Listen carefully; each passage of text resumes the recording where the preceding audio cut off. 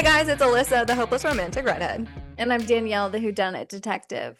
And welcome to Main Character Syndrome. If you feel like you're the main character in your life, you're in the right place. And we are really deep in our deep dive of Kingdom of Ash by Sarah J. Maas, which is the final book of the Throne of Glass series. We're in the final two episodes, Danielle. Yes, we finished the book now. We know what happens in the end. We're not going to spoil it in this episode, but are really heating up from now all the way till the end. And I'm excited to jump back into this world, and I'm sad to put it down now that I finished. Things are heating up, things are getting crazy, battles have begun. So let's get into it. Chapter 81. So in chapter 81, we're jumping in and it's just looking bleak. The Terrasen army fears defeat. Adian asks Lysandra to speak to Angeline to help to calm her. He's like, hey, I want to help try and calm her down. We're about to head into our final battle. And obviously, we're not optimistic. So then after that, Darrow then asks to speak to Lysandra and Evangeline. He shows her the last of the sacred texts from the library there in Orinth. Next to him is the King's Flame Flower, and that appeared during Darrow's lifelong lover's reign, and he saved it when Otterlin raided the city. He asks Evangeline to help him and fight with him. This is Darrow. And I feel like this is obviously just to kind of protect her, and he wants to give her a purpose instead of her just being locked in a tower, scared for hours. And this is kind of a first time we see some kindness in Darrow. It's definitely his first act of kindness. And as the battle's about to begin, 1,000 wyvern and witches appear on the horizon. Adian commands to get the fire lances ready and tells Lysandra to take Evangeline and to run. He's like, we're going to die. Take her and go. She refuses and she takes his hand. A wyvern is overhead with others, and it's the 13 and the Kraken, actually. Manon speaks aloud for all to hear that they came to fight for Aelin Galathinius and her promise for a better world. There are thousands of witches, and it was in this moment where the witches are all showing up, gathered and rallied behind Manon, and I'm just like sobbing as I was reading this. Yeah, these next few chapters are a whirlwind of emotions. I'm just warning everybody now who has not read the book, because if you haven't read the book, what are you doing? But yeah, it is beautiful. So, chapter 82, over 5,000 Kraken witches came, and Mnan the 13 are getting ready to face the Iron Teeth in the Morath army, which means they could be fighting their friends and family, so they're trying to prepare for that. Then Manon thinks of Dorian, and then we have a little moment with Lysandra and Adian. They confess their feelings, because, classic, we're gonna die, but I want to tell you I love you. Yeah. And we're going to get a lot of goodbyes, I love yous. A lot of them. Yeah. And in chapter 83, Dorian, he's still fleeing from Morath, and he stops to summon Gavin to tell him that it's time for him to say farewell to Elena, that he now has the three keys. When the gate is sealed, they don't know if they'll be able to speak again to open the portal. Dorian doesn't know if he'll be able to talk to Gavin or any of them again, and they kind of part ways. Dorian changes back into a wyvern and then he flies away. It's kind of a short chapter. Yeah, there are a lot of those, by the way. Chapter 84, Manon is waiting on the balcony for the battle to begin. Then we see Bronwyn, who's a Kraken warrior. He prepares to blow a long-forgotten battle horn symbolizing the courage of their ancestors. And then we have Lysandra. She goes into the tunnel under the castle and into the Flooring River as a sea dragon once again. And she gets near to the enemy and waits for a signal. As the Kraken army takes to the skies, Adian and Ren are preparing for the final battle ahead, pledging to make the fight one for the songs of history. So, chapter 85, the 13 begin pushing forward to fight the Iron Teeth. They start to draw numerous Iron Teeth who are blood hungry out of their formation fight them, and the fight officially begins. Witches are falling, and they're falling into water. And Lysandra, she's hiding in the water as a sea dragon, and she's saving the kraken that are falling into the water, and she's dragging. She's dragging the other iron teeth down to the bottom of the water and drowning them. She's so badass. I love Yeah. her. Adian, he's sending fire lances at the enemy, and they're fighting back a siege ladder at the walls at the same time. And they're sending these blasting at Morath that kind of land and explode like a giant grenade. And you're like, okay, great, this seems successful. Like they're making a dent. It's just not good enough. The siege ladder is successful, and a Volg prince climbs up over the ladder and faces Adian. Yep. So, dun dun dun, bad news bears. Chapter 86, the Vogue Prince and Adian fight. For a while, Adian holds out, but then the Vogue stabs Adian in the armpit, and it's a crucial blow. Ren then saves him and kills the Vogue with a fire lance, and Adian is unconscious, and he's sent to a healer. Then Evangeline, this whole time, she sees the whole thing, and she's very worried for Adian. So then in chapter 87, Aelin and her army, they're racing north now to fight now that they know that Orntha's in danger. And the wild men decide to join them to fight and kind of get their revenge. And meanwhile, while they're traveling, Rowan decides he's going to re-tattoo on Aelin and kind of all over her body. And specifically, there's a large tattoo on her back. And at the same time, they have to pass Andovier. And I think this kind of seems like a good goodbye, or kind of a whole wrap around to remind us of where we began this book at. Andovier, the salt mines where she tortured and where she tried to kill herself. Well, really, where she tried to get herself killed, I should say. And that's where we began. And now they have to pass through Andovier. At the same time, Elite and Lorcan, their relationship's growing. They start to get a bit steamy. And at the same time, again, in the same chapter, Ayla has a nightmare, and she's still having nightmares of a gate and another iron box that she is stuck in.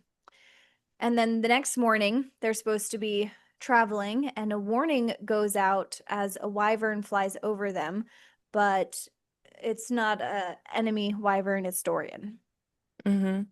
Chapter 88, Adian is in a lot of pain, but he's alive and he tries to go back into the battle after he's been healed. But he sees that their situation isn't really good. They're losing. Lysandra is very overwhelmed as Morath's forces try to enter through the river, the same one that she used, and some pass into the city. And meanwhile, Manon and Abraxos think that everything's hunky-dory until Iskra Yellowlegs comes, and her bull has Abraxos' throat in his jaws. So things are not looking good here. Yeah, the her wyvern is like literally like killing Abraxos mid-air, and Manon's freaking out. Manon shoots Iskra's wyvern, but the wyvern still's not letting go, and she's panicking about Abraxos, and she starts actually pleading to Iskra, asking her to stop. And she is so sad, and she doesn't want him to die, and she's just like, please, please stop. And then obviously Iskra's laughing and she's evil. So then Manon unbuckles herself from Abraxos, and she tells Abraxos that she loves him, and she prepares to jump off of him to kind of go attack Iskra and the wyvern. And then at the same time as she's about to jump, she doesn't, because something slams into Iskra's wyvern. Who is it? It's Petra Blueblood attacking Iskra. And all of a sudden, hundreds of Iron Teeth wyvern turn and start slamming into others. And all of a sudden, Petra yells for a better world. And her clan has turned on the other Iron Teeth and are attacking them. The two heirs, then Petra and Iskra, go head to head, and Petra ends up killing Iskra as revenge for Iskra killing her original wyvern, Keely, that she loved very deeply. The 13 then get together and they're starting to slam stones at the river gate to stop Morath from entering the city. And Abraxos, meanwhile, is still slowly dying from that blow from Iskra's wyvern. And she has to take him to the castle and calls for a healer. Man, this chapter. He's dying, and the 13 all come and they all hold their hands onto Abraxos' neck to stop the bleeding, and he lives. Lysandra then tells the 13 that the witch tower is approaching and it is working. So two had been taken out, I believe. Yes, two had been taken out, and there was still one remaining. And Lysandra says that that one is coming towards them. And all of a sudden, they shoot to the sky to kill witches. And Manon says that she needs another wyvern. Others shoot to the sky, not the 13. The other 13 members, they're all there and they look at one another. And Astrid then turns to Manon and says, "Live, Manon," and punches her, punches Manon to keep her down. And then Astrid says, "Bring our people home, Manon." And the 13 start their suicide mission to take down the tower. It's 100 witches versus 12. And they get in their formation and they're soaring at the tower. 11 are taken down almost immediately, kind of on this path. And Astrid is able to soar through the path that they made, and she gets to the tower. She kills the witch that's about to jump into the tower, and her wyvern slams into the tower, but she jumps off and she starts to kill many people. And then she is there on the tower, and it is Astrid's time to face Manon's grandmother, finally. And she starts to glow light, and Astrid starts to make the yielding. And then at the same time, all of the 12 start to make the yielding, and they all explode, taking down Manon's grandmother and taking down the witch tower all at the same time. Yeah, this chapter was hard, especially when you're listening to it, because it goes one by one. Each witch goes on their mission to take out something, and then they die. And then the next one goes, and then they die. And then it's Astrid's turn, and I'm like, not Astrid. Yeah. Oh my gosh, I was like literally I was so emotional. Because even the Like, shadows, what is it, Etta and Briar? Like, oh man. no. Yeah, you get all of the 13s, their names, and yeah. They're just like Astrid's like, "Bring our people home, Manon." And they all just silently agreed to go on this suicide mission. Like, and Manon has to be there at the castle watching. Yeah, she's witnessing this entire thing. So, chapter 90, after the aftermath, Manon goes down to the blast zone where the 13 yielded, and everyone comes to lay flowers in honor of the 13 for saving them all. And then the king's flame blooms in that very spot. Yeah, it was a lot. Mhm. And um I believe there's a hint at something pretty big happening in another part of the world at that same time too.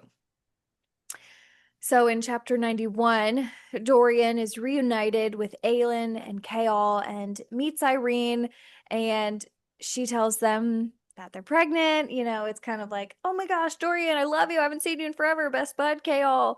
By the way, I got married and I'm pregnant," and they all just catch up. It's a whirlwind. Yeah. So then they tell Dorian that the Iron Teeth are at Terrasen fighting, and he says, "No, they aren't.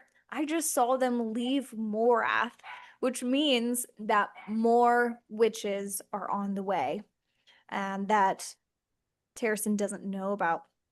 Aelin and Dorian both bicker about who's going to die to forge the lock by sacrificing themselves. Both of them are trying to be honorable, like, "It'll be me, it'll be me." And then Aelin puts it to a vote to just go fight or destroy the keys. And there's not a debate as who will die to forge the lock. And Aelin says that there's no debate. It's out of the question. She's all doing this, but then everyone has to debate and vote on how they're going to handle this about the keys, destroying Erewhon, destroying, um, or not killing Aelin or Dorian. And so then Irene asks, but if we seal the gate, will all of the gods disappear? And no one really knows, but it's very likely. They're all like, yeah, that'll probably happen. And she's upset because of Sybil, the god that she looks up to. And then Rowan wants to hide the keys again and have Irene just heal Erewhon so that they don't have to use the keys. But Irene says that she would. Aelin says no, that's not going to happen. And nearly all of them who are put up to this vote say to just forge the lock now.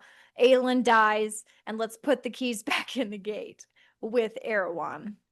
Because Simple, right? yeah, because the deal I believe with the gods was that they would take Erewhon with them so that he wouldn't be a problem anymore. But Aelin had to give her life for it. Yeah. So, chapter 92, Aelin is struggling with what to do about the lock, obviously, and whether or not to sacrifice herself, leaving Dorian behind. So, she's like, Dorian's offering. Should I let him die for me? I have this wonderful life that I'm looking forward to. And Rowan, obviously, he wants her to live. He loves her. And he says that she should fight and that she has the power to change their path and shouldn't feel the burden of this decision alone. And then Dorian brilliantly has this idea where he's like, why don't you and Dorian do this together and each give half of your power? I don't know why they didn't think of this in the first place. Aelin then asks Dorian, and he immediately agrees to it. So that's the plan. Yeah. So then in chapter 93, this new plan that they've come up with goes against the vote that was put up to other people, kind of. And so then Dorian, Aelin, Rowan, and Chaol begin their walk to the salt mine at Andover. Aelin then sketches word marks for her and Dorian, and Aelin and Rowan say goodbye, and he tells her to come back to him after. Aelin then takes the amulet of Orinth and takes the third word key out. She cuts her arm open to put the keys in and become the gate. Cuts her and Dorian's hands, and they link hands, and she reminds herself, I am Aelin Ashriver Whitethorn, Galathinius, and I will not be afraid. Their faces all of a sudden become blank, and their bodies are just shells that Rowan and Chaol are looking at. And Rowan is immediately in pain as the mating bond is disrupted. Yep. So, chapter 94, Aelin and Dorian are standing in front of multiple doors leading to different worlds in like this other dimension that they're in because their bodies are still with Chaol and Rowan. And they start to put their powers to forge the lock. Now, the lock is forming, but of course, it's draining both of their powers and essentially killing them at the same time. Then, plot twist, did not see this coming. Dorian's father, the old king, appears from a doorway and is like, stop. This was wild. This was wild. This was like plot twist I did not see coming at all. So in 95, the father, Dorian's father, tells them to stop, and Aelin says it can't be stopped. And Dorian had War Damaris and somehow managed to accidentally summon his father. And the king says, let me do this. Aelin says no, and he says, nameless is my price. Nameless is my price. And then all of a sudden, they realize that they can't say his name because they don't even know his name. No one, Never even knew his name in the book. He's just the no. king. Yeah, the king. Uh, and so no one knows his name. He says Erewhon wiped his name from history and he personally doesn't even know his own name anymore. The king then shows love for Dorian, and Dorian is so troubled right now between hating his father and not, and his father actually not being the monster that he thought he was, and remembering that he's the one that killed him. Aelin then rips her hand from Dorian's and says, "Someone has to rule," and then she grabs the king's hand. Oh, Aelin. She always does this. Mm-hmm.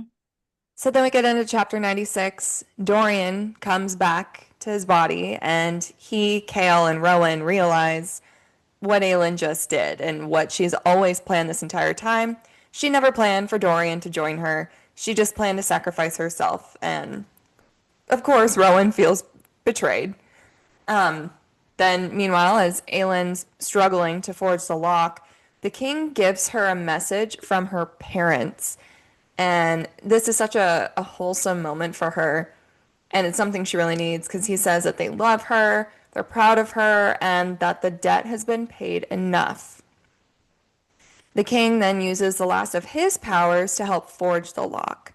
And once the lock is forged and sealed, the rest of Aelin's magic vanishes and she's completely drained. So in 97, Aelin's magic is gone, and there's only a drop left of water magic. The many-faced god says it is done, and then lands on her lap and tells her that the lock lands on her lap and tells her to summon their world and let them go home. And Elena is there among them. Aelin says she wants to make a bargain with the gods. She wants to make a trade. She says they are supposed to take Erewhon with them, but she wants to trade Erewhon for Elena and let her remain in the afterworld with the ones that she loves. Deanna then takes Elena's head and squeezes it and shatters her head and body into pieces. So Well, nice. Deanna then says, "We don't make bargains," and then walks into her own world.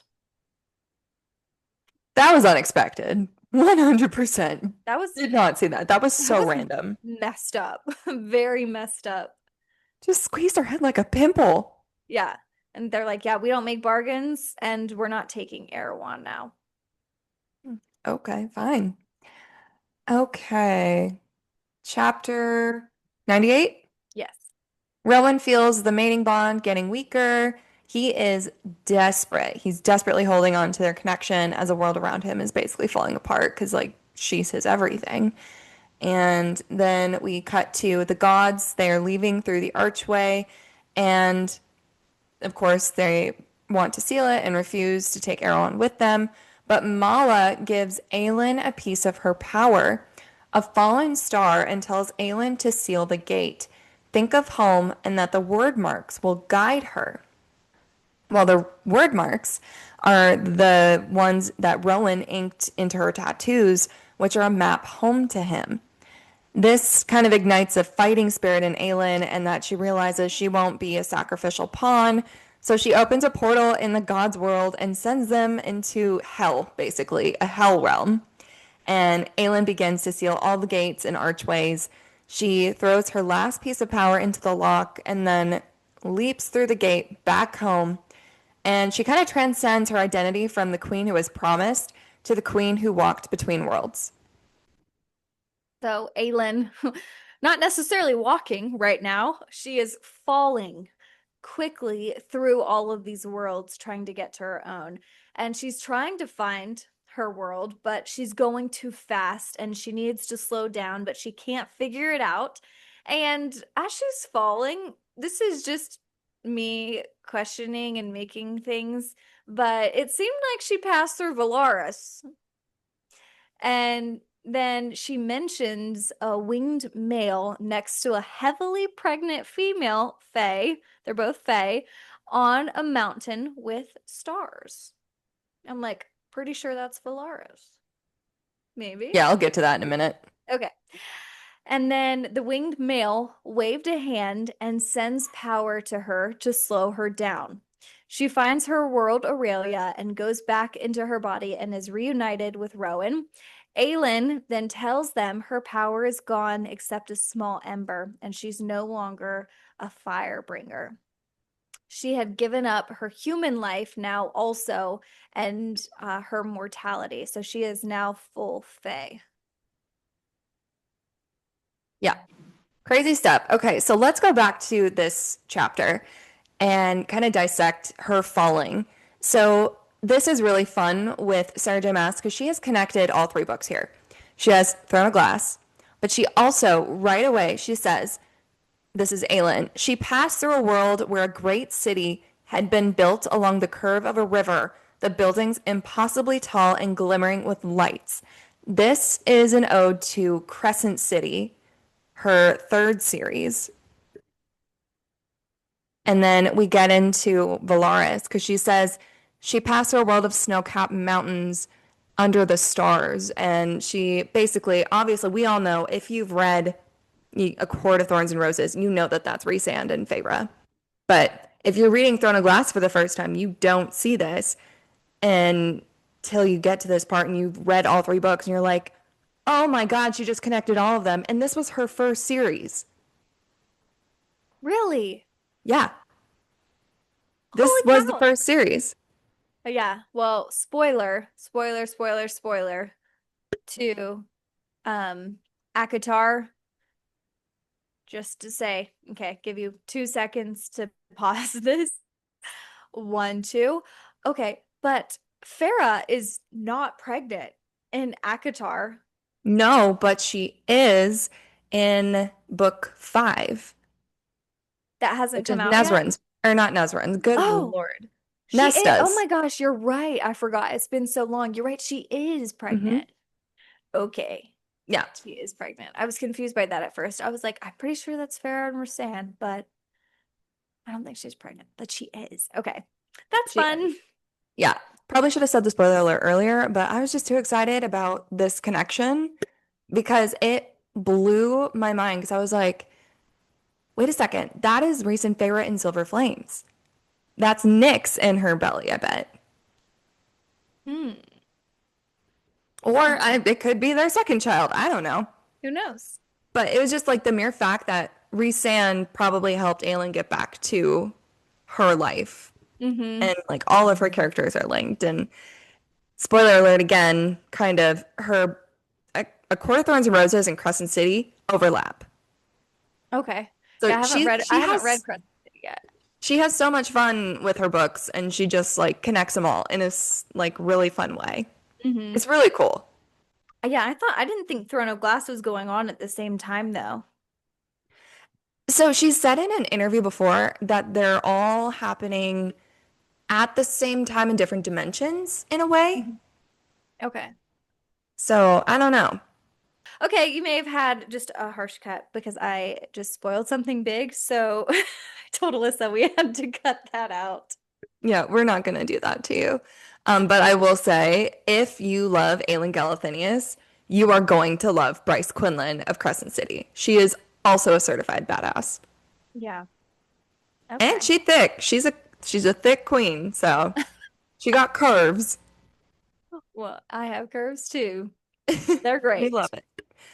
Okay, chapter 100. It's been a week since the 13 sacrificed themselves, so we are now in Adian's point of view here after the battle. Well, now we're in Manon's point of view right now. Ansel of the Wastes is telling Manon that she will share the waste with her and the witches. And then we're with Adian. He's nursing an arm injury as he prepares for another day of battle as he reflects on everything that's happened so far. Adian and Lysandra then have this, well, another intimate moment as their bond grows stronger. Meanwhile, Manon discusses tactics with Petra regarding the battle and their dwindling resources. And then she is obviously struggling with her grief and sense of duty, feeling the need to fight despite their exhaustion. And then, meanwhile, Evangeline is running messages through the chaos, and she sends urgent news to Lord Darrow about a siege tower approaching the Western Wall, which is a serious threat to their defenses. So Murtaugh, Ren's father, decides to engage directly in the fray.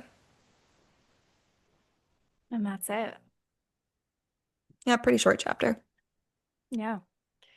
And yeah, That was our second to last episode. I And know. now our next one, we're gonna get to the very end and What's see going to happen? Who's going to die? That's the question here. more people are gonna die. More people are going to die. We're taking bets now. Let us know. For now, to the readers who listen, we'll see you later. Bye, everyone.